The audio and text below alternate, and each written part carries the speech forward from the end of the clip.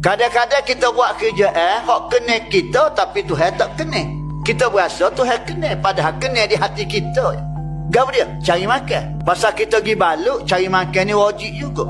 Tapi nak kau turun pagi klik gelap, turun gelap klik pagi, tak kenal Zuhur, tak kenal Asar, tak kenal ngori Isya subuh pagi, tak dengar orang ngajar pagi. Tak mari dengan orang ngajar 40 hari, tak duduk bersama dengan malih ilmu, dengan orang alim 40 hari, putus rahmat tuan-tuan. Yang main-main. Mujur Allah Ta'ala tu maha segala-galanya. Dia sia kita. Kalaulah dia tak sia kita, dia tak buat hari Jumaat, ada ketubuh. Tak ada sampai 40 hari. Seminggu sekali mau dengar. Pasal aku takut memputus rahmat aku. Kalau aku tak buat ketubuh hari Jumaat, tu pun mau mari Jumaat, mau tuai juga. Mari lewat-lewat, tak saya dengar benar.